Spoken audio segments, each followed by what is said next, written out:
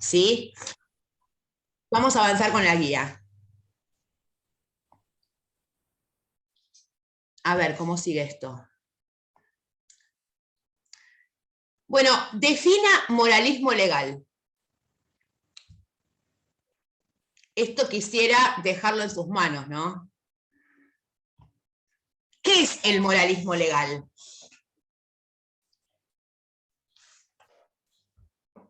Es cuando la sociedad básicamente te dice que una cosa está bien y que por eso tiene que ser ley. Bueno, me gustó bastante, casi perfecto, diría. Muy bien, Tatiana. Ahora, no me acuerdo si dijiste la gente o la mayoría. En realidad vamos a distinguir... Dije sociedad, básicamente. Sociedad, bueno, pero por eso, general. ahí vamos a ajustar un poquito y ahora vamos a ver por qué. Comunidad. No, tampoco. Escúchenme atentamente. Opinión social general, profe. Mayoría. A ver, escuchen por favor, escuchen por favor. Una cosa es hablar de la moral positiva o moralidad positiva. Otra cosa es hablar del moralismo legal. Entonces, primero diferenciemos esto. El moralismo legal es una categoría que ahora vamos a definir. Pero primero, ojo con no confundirlo con moral positiva o moralidad positiva. Cuando uno habla de moral positiva o moralidad positiva, está hablando del conjunto de convicciones, principios, tradiciones morales que tiene una comunidad determinada o una sociedad, como dijo Tatiana, no habría problema en usar la palabra sociedad. Ahora, cuando uno habla de moralismo legal,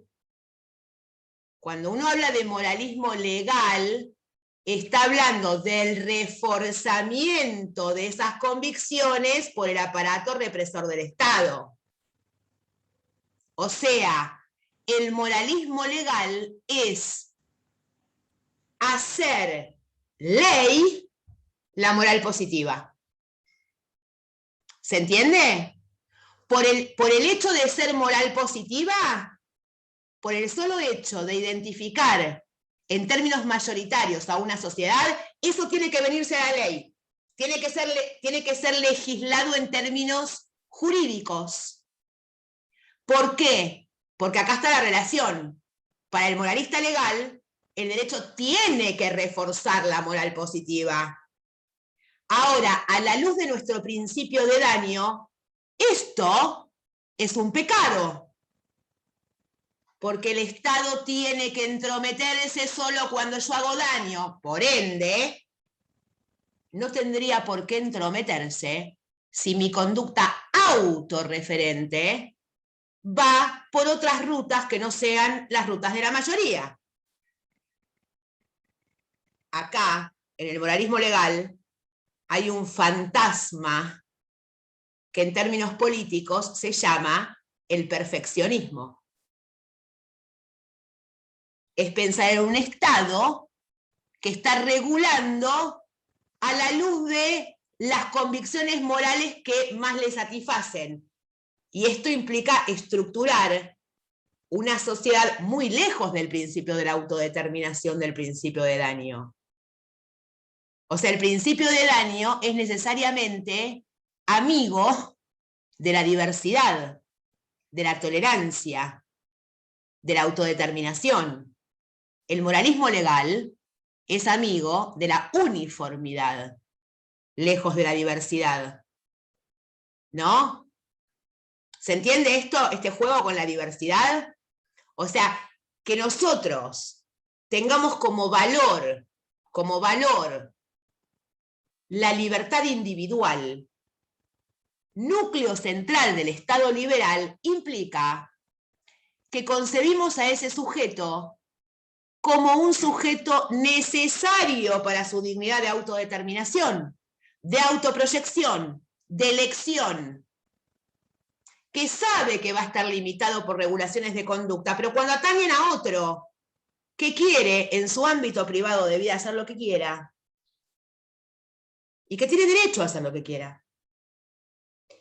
Lautaro levantó la mano. Lautaro, te Profe, escuchamos.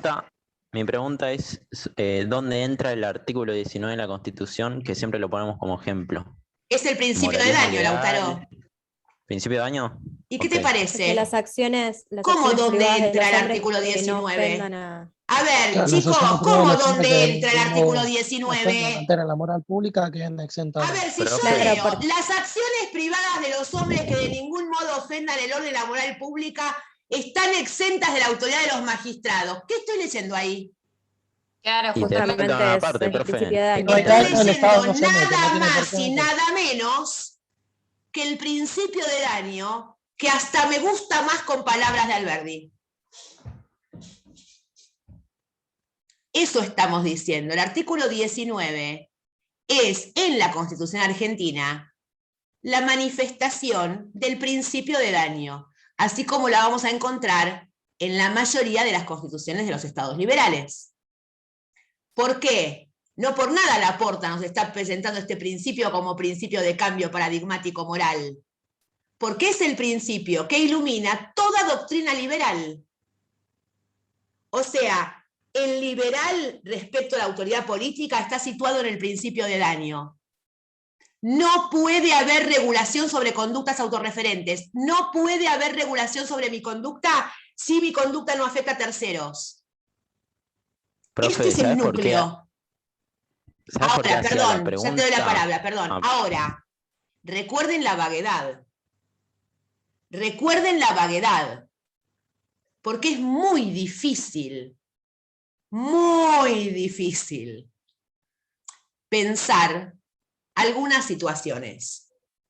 Porque el lenguaje nos permite restringir o extender esa acción privada, ese daño, esa afectación. Para esto hay un excelente artículo del doctor Farrell que se llama ¿Es vago el principio de daño? No sugiero leerlo ahora antes de un parcial porque es muy complejo.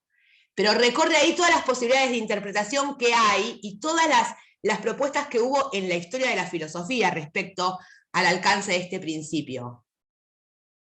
Pero supónganse que yo les diga, a mí me encanta fumar porro a la mañana. Entonces, todas las clases de la mañana las doy fumada. Entonces resulta ser que alguien se entera de esto y es alumno o alumna mía, o la madre o el padre de algún alumno, y me inicia demanda. Me inicia demanda. ¿Por qué? Porque practico esto de fumar marihuana. Entonces estoy afectando a terceros. ¿Pero cómo afectándolos? Y sí, porque tu clase no puede ser la misma. Yo le diría, no, va a ser mucho mejor, pero ella no me creería. Esto es un chiste, ojo. Esto es mentira absolutamente. Salían todos a demandarla ahora. Claro. No.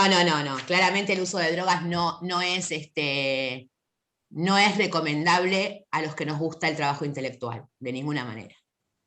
Pero es un ejemplo para, digamos, ¿existe esta posibilidad? Bueno, a ver, son casos que aunque no se crea, se discuten en la cotidianeidad.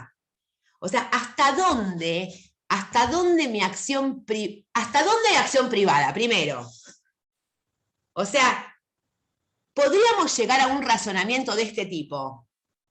En definitiva, toda acción privada interfiere en el otro. O sea, entienden que uno se puede volver loco si juega a abrir el abanico de la vaguedad del lenguaje. Y ahí están los casos judiciales. Si hay un artículo que se ha interpretado a lo largo de toda la historia, es el 19. ¿Qué artículo brilla en los fallos de la Corte Suprema permanentemente? El 19. ¿Por qué? Porque es tan rico, tan vasto, ese mundo de intersección entre el derecho y la moral, que no hay posibilidades de agotar su interpretación. Y siempre nacen y surgen casos que promueven la aplicación de este artículo. Bueno, dicho esto, estábamos en moralismo legal. ¿Qué es el moralismo legal? profe, Sí. ¿puedo Ay, yo meter una perdón, pastilla? lo dejé sin hablar, Lautaro. Claro, Dale. porque en el artículo 19 también, lamentablemente, no se puede despegar, me parece, del moralismo legal y habla de que las acciones quedan reservadas a Dios. Entonces, Bueno, como pero que a ver. también ahí... A ver, acá lo que le falta a Lautaro es un poco de lectura constitucional, porque esto ha sido recontra reinterpretado y nadie interpreta a ese pasaje hoy como en términos literales.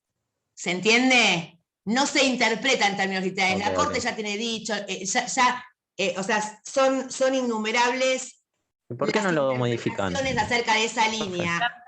Perdón, Perdón. Es como cuando leemos que el Estado sostiene a la Iglesia Católica. Nadie va a pensar que la sostiene porque el Estado es católico. El Estado es laico. ¿Qué es ese sostenimiento? Bueno, ustedes saben que es un sostenimiento económico, ¿no? ¿Por qué? Porque se explican cuestiones históricas, pero nadie va a leer en forma literal que el Estado argentino es católico. Tampoco nadie entiende que la ley ahí me está diciendo que Dios existe. ¿No? O sea, la interpretación que se tiene que dar hoy por hoy a ese pasaje quedan reservadas a vos y a tu historia moral, quedarán reservadas a Dios en caso de que seas creyente, quedarán reservadas a tu conciencia moral en toda situación, o sea, no tiene que ver con los otros, ¿no? No tiene que ver con los demás. Por supuesto que podemos estar hablando de acciones que compartimos con los demás. Bueno, ese demás tiene que ser un adulto con sentimiento igual que nosotros. Pero mientras se esté trabajando con hipótesis de adultos que ejercen conductas autorreferentes, ahí el Estado no puede estar. ¿Por qué? Porque su única autorización es la prevención de daño a otro. Siempre ese es el juego, ¿no? ¿Hasta dónde? Bueno, cuando aparece el daño, el Estado aparece. Ahora vamos a ver qué interesante que es la argumentación de El loco de Devlin frente a la lectura del principio de daño, porque lo que tiene este principio también, que me gustaría que no lo van a advertir en forma inmediata, pero a medida que vayan leyendo cosas, este principio de daño fue interpretado por autores de diversas corrientes. O sea, son construcciones tan potentes que ese principio de daño y esa propuesta miliana fue muchas veces fuente de autores de extrema derecha y otras de extrema izquierda. ¿Me siguen? Es tan potente la idea que hay ahí, que se expande. Y se expande porque propone argumentaciones ricas en un abanico de ideologías muy diversas. Por supuesto que es un principio liberal, pero por supuesto que el liberalismo es tan vago como la vaguedad misma, ¿no? O sea, hay tantos colores en esa palabra, hay tantos colores entre liberales, que bueno, hay mil, va y viene de un lugar a otro. Ya lo van a poder advertir si siguen leyendo estas cuestiones. Bueno, muy bien, a ver cómo sigue esto.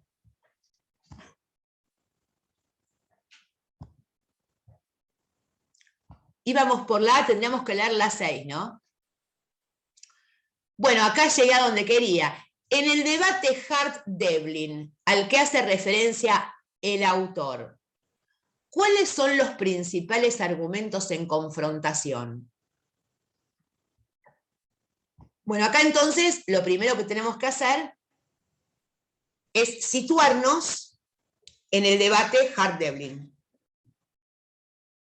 Y este debate aparece a la luz de esas conferencias que comenté en mi clase anterior sobre la homosexualidad y la prostitución, donde los resultados de ese debate fue la negativa a penalizar tanto la prostitución como la homosexualidad.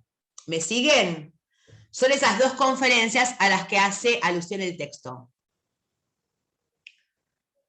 Ahora, aparecen Hart y Devlin como exponentes de posiciones contrarias. Hart proponiendo claramente la despenalización de estas prácticas, y Devlin insistiendo en la penalización de estas prácticas. Hart, bajo el argumento del Estado liberal, Devlin, bajo el argumento del moralismo legal.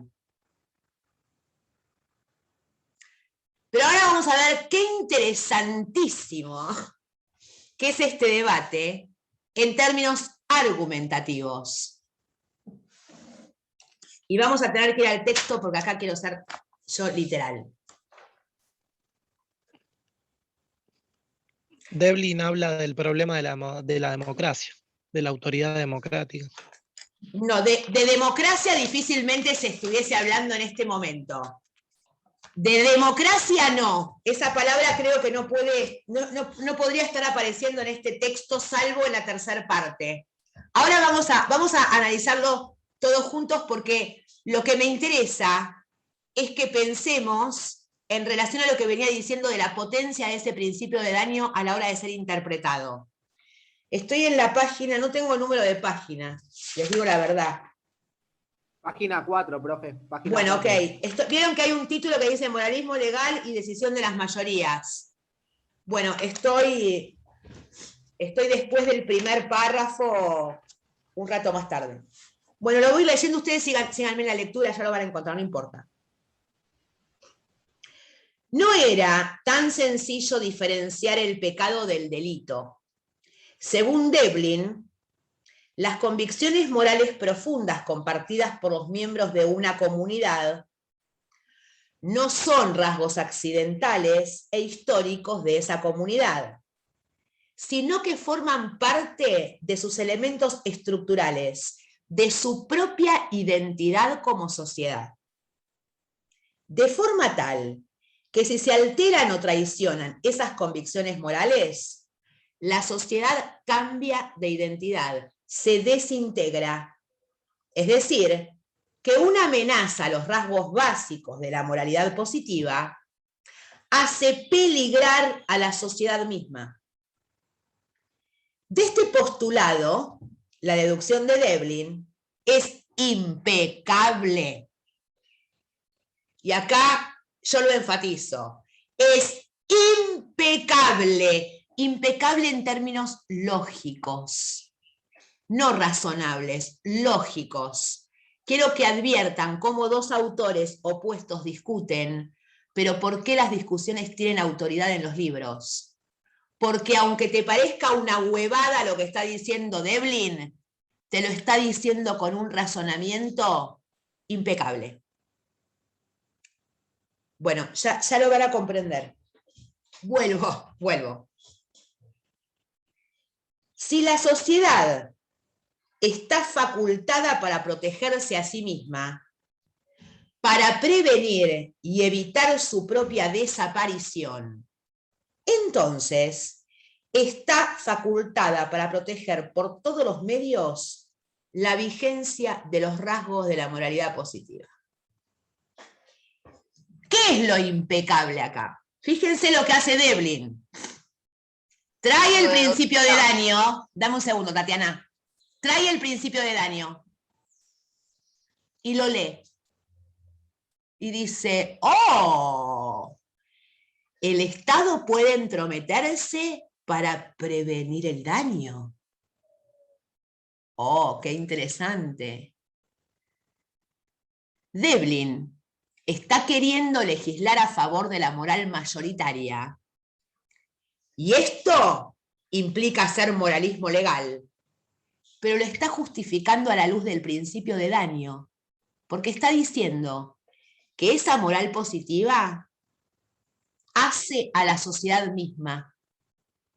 Que la sociedad tiene que ser entendida, si quiere ser identificada como sociedad, por esos rasgos morales. Y si no podemos cuidar esos rasgos morales, la sociedad se desintegra. Hay que prevenir este daño. Estado, actúe. Legisle a favor de la moral positiva. ¿Se entiende el argumento? Bueno, en este sentido es impecable. Ahora, ¿cómo retruco esto? Va a aparecer Hart, va a aparecer Working. Vamos a retrucar únicamente si podemos hacer caer la tesis de Devlin acerca de la estructura moral de una sociedad como identidad. O sea, tenemos que convencer al interlocutor que esa estructura no existe, que una sociedad no puede ser identificada a la luz de la regularidad histórica de sus rasgos morales. Y acá aparece, señoras y señores, la moral crítica. Aparece en esta discusión. Sigo con el texto. Ahora vamos a ir, sigo para abajo hasta un párrafo nuevo que dice: frente a este razonamiento, estamos hablando del razonamiento de Devlin, que tuvo un paralelo en la discusión del proyecto de Código Penal norteamericano y que por otra parte es tan familiar cuando surgen problemas y debates en torno a temas de moralidad privada, los oponentes barajaron esencialmente dos argumentos. Acá estamos los oponentes a este argumento de Devlin. Ahora hay que pensar qué contraargumentar.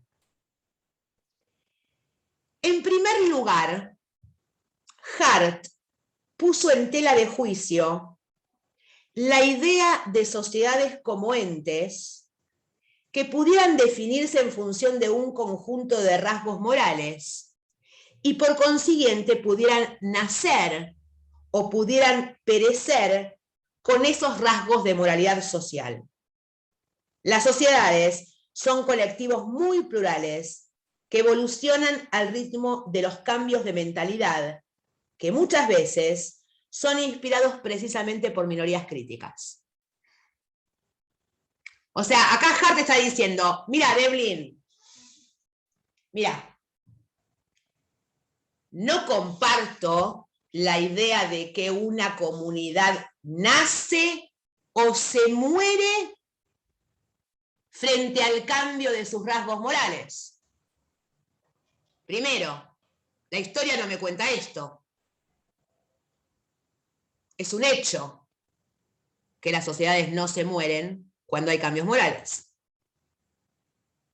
Segundo, resulta ser que muchas veces esas sociedades avanzan moralmente por movimientos críticos, minoritarios, contra mayoritarios.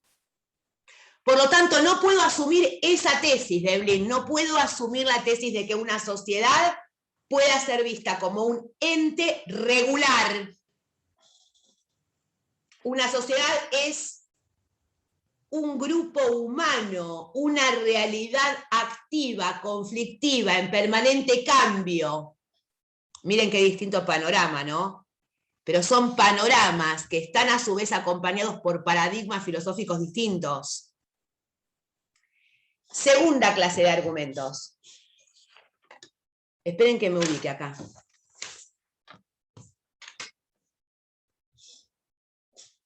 Voy para abajo.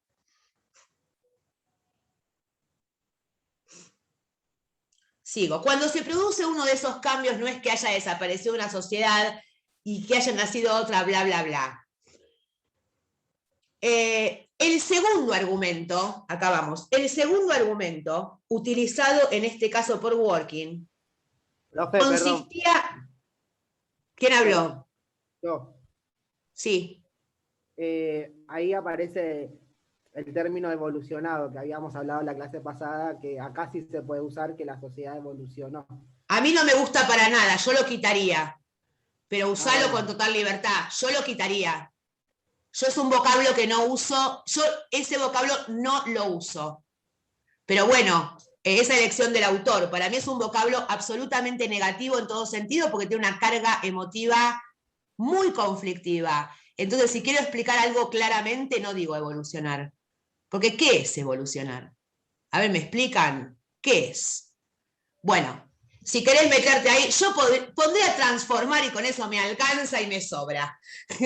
Pero bueno, ahí, si yo digo evolucionar, para mí, esto es una opinión personal, si yo digo evolucionar, estoy proponiendo una tesis metaética atrás. Estoy proponiendo que creo en que estamos yendo hacia, que tengo una idea de, ¿se entiende? Y yo no tengo ninguna idea de evolución, la verdad, no. Bueno, muy bien, volvamos. El segundo argumento, utilizado en este caso por Dworkin, consistía en rebatir la presunción de que se escondía en el trabajo de Veblen de que cualquier cosa que forma parte de la moralidad positiva del hombre vale como posición moral. O sea, acá Dworkin, Hart le está diciendo, primer argumento, la concepción de la sociedad como ente, no va. Dworkin, che, pará, me estás diciendo que la mayoría propone la corrección moral de algo, pero ¿por qué la mayoría debería ser criterio suficiente para la corrección? O sea, que de cada 100, 99 elijan A y 1 elige B. ¿Me alcanza esto para comprender la razonabilidad de la elección? El número, ¿vale como criterio moral? Y acá la mayoría empieza a entenderse cómo es. Por supuesto que es criterio determinante para las bancas en un Congreso de la Nación, pero para decirnos a nosotros lo que está bien y está mal, esa es otra cuestión, ¿no? La mayoría ahí no tiene por qué meterse.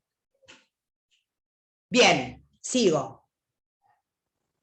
Dworkin afirmaba que los prejuicios, las reacciones puramente emocionales, por ejemplo, reacciones de asco, los errores de hecho o los argumentos de autoridad no eran ingredientes de una posición moral, sino elementos de una mentalidad tópica que no podían valer como criterios de moralidad.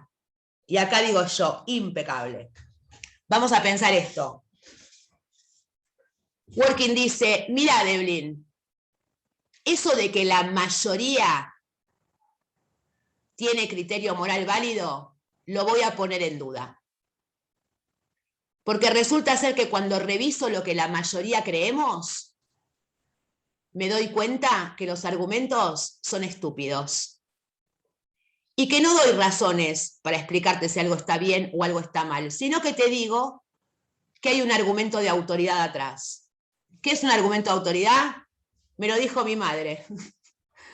Me lo enseñaron así. Lo dice el profe. ¿Y a mí qué me importa? ¿No? Porque que lo diga el profe, que está bien porque lo dice el profe o porque lo dijo mi mamá. Bueno, primero, hay mucho argumento de autoridad atrás, que yo antes lo llamé tradición, es lo mismo, ¿no? Argumentos de tradición o de autoridad. Pero hay también prejuicios, ¿no? Tenemos prejuicios, que ya lo hablamos en distintas clases. Errores de hecho, esta es una categoría que van a usar mucho en el derecho, es cuando yo tengo un error acerca de los hechos. Nadie trabaja en las villas, son todos ladrones. Bueno, nunca pisaste una, estúpido. Pero lo sigue diciendo, anda por el mundo diciendo que nadie quiere laburar. Ahora, nunca viene un sábado a la tarde conmigo a hacer trabajo social. El pibe sigue diciendo, no, todos son todos chorros. Bueno, ¿se entiende? Este es un error de hecho. ¿Por qué? Porque no fuiste a ver. También hay prejuicios. También hay reacciones de asco, dice Dworkin. Acá nuestro Mickey Vainilla, bienvenidos. Ejemplo autorreferencial. Si vos sos mujer con pelo largo y en el subte o en el colectivo llevas el pelo suelto, no podés ser mi amiga. O sea, me repugna el pelo suelto en el transporte público. Fíjense qué trivialidad les estoy contando. Pero esto a mí me quita la posibilidad de razonar. ¿Es una fobia? Muy probablemente. Pero no podés andar con los pelos al viento en el subte, porque estamos todos pegados, atátelo. ¿Este es un razonamiento? Miki Vainilla, ¿me entendés? Porque ya me pareces una tonta. Bueno, y es una tontería pensarlo en términos teóricos. Pongo este ejemplo personal tan bruto, porque no, digamos, está muy bien que esto nos invita a pensar que nosotros tenemos prejuicios, reacciones de asco, argumentos de autoridad, todos nosotros, nadie está libre de esto. Lo que sí, algunos tenemos la posibilidad de acercarnos a estos textos y decir, qué loco, vamos a revisar, ¿no? Esta es la idea, no sentirnos mal o pensar que no podríamos reaccionar nunca por prejuicio, no seas tonto. ¿Sos sujeto humano? Sos sujeto prejuicioso. No somos hijos de un repollo. Entonces, estando situados, somos todo esto. Por algo Working propone, como respuesta a nuestros argumentos mayoritarios, estas cosas. Entonces, pareciera que con estos dos argumentos, el de Hart por un lado y el de Working, Hart atacando la idea de concebir a la sociedad como un ente quieto, estático, regular, bueno, esto se cae cuando se propone la sociedad como un conjunto de sujetos en movimiento permanente. Y el segundo, que ataca la mayoría, ¿no? La idea de la mayoría como autoridad. Hay muchas veces en que la mayoría no tiene razones suficientes para justificar sus convicciones acerca de lo bueno y de lo malo. Bueno, nos quedan 6 minutos y yo creo que no podemos más que hasta acá, porque ustedes tienen que rendir. Yo seguiría con todo gusto durante toda la tarde, pero bueno, ¿estás segura? Bueno, ahora que veo a las chicas, les estoy prestando atención, hay algunos pelos sueltos que no me molestaría. ¿Eso era real, entonces? Eso, no, el de Macarena, el de Damaris, por ejemplo, esos no, está todo bien, son pelos lacios que no se electrizan, ni que, ¿se entiende? O sea, no tocan al otro. ¿Se entiende lo que digo? El pelo que, o sea, no da. O sea, no, Daniela, ¿estás conmigo? Bueno, escúchenme, háganme caso en dos cosas. Me pasaba justamente en verano, cuando claro, no, el subte. Bueno, sí. Claro, no. Bueno, caminá, nena, caminá, fóbica. Bueno, vamos a pensar ahora en algunas cosas antes de rendir. Y voy a dar algunas sugerencias muy sencillas, pero créanme que muy productivas, creo. No estudien hasta el lunes a las 7 de la tarde. O sea, lo que el lunes a la mañana ustedes no saben, no lo van a saber. Entonces, hagan las cosas de acuerdo a lo mejor para vuestro cuerpo, porque el cuerpo define. O sea, el trabajo intelectual está muy vinculado a la sanidad de nuestro cuerpo. Si uno no hace actividad física o no descansa, yo les diría que alerta para el rendimiento intelectual. Hay que oxigenarse, hay que comer y hay que dormir. Sentada en la silla comiendo grasa, voy a pensar mal. Durmiendo 2 horas al día, voy a pensar mal. Salteándome las comidas, voy a pensar mal. Entonces, no es tanto lo que hay que hacer. Duermo, como, me muevo. Una vez que hago eso, no estudio para meterme el libro en la cabeza. No, estudio tranquila o tranquilo, revisando las guías, pensando si puedo responder a todo con ductilidad, comunicándome con mis compañeros si tengo alguna duda, revisando los textos, pero no queriendo comerme los textos y repetirlos cual Código Civil, porque esto no es el Código Civil. Estas son propuestas teóricas respecto a ideas que, créanme, para quienes vayan clase a clase recorriendo conmigo los textos y hayan leído los textos y hayan atendido a la guía, el examen se va a aprobar.